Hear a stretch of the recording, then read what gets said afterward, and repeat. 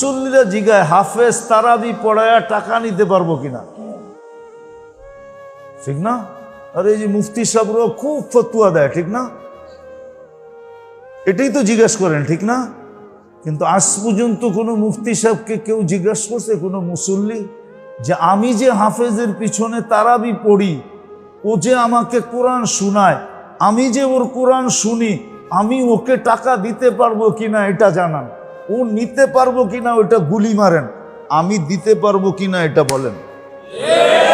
এই প্রশ্ন আজ পর্যন্ত কেউ করছে? হ্যাঁ, না সেক্রেটারি করছে জিগান, না সভাপতি করছে জিগান, না মসজিদ কমিটি করছে জিগান।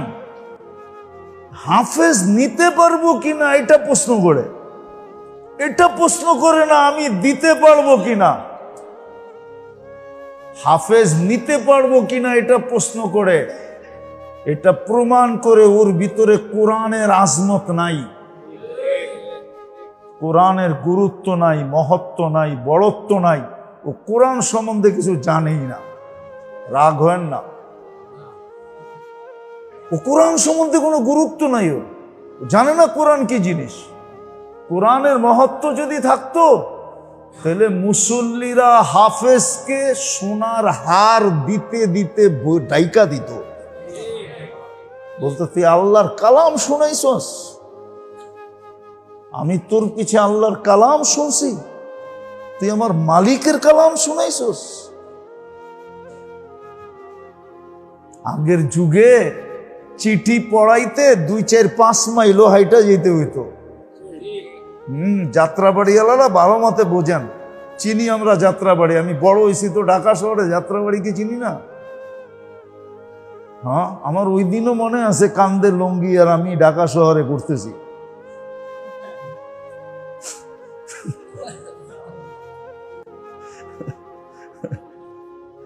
ওই দিনও মনে আছে, কেউ কিছু কইতো না, বাচ্চা তো কি কইব, ঠিক না?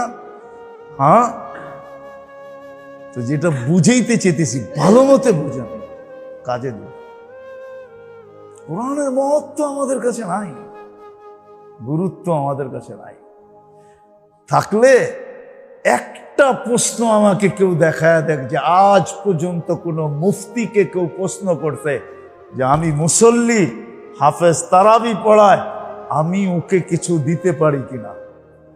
আর এটা পত্রিকায় ছাপানো হয়েছে, মিডিয়ায় আসছে, আজ পর্যন্ত নাই। শুধু আছে কি হাফেজ নিতে পারবো কিনা, এটা আমগো দুর্বল।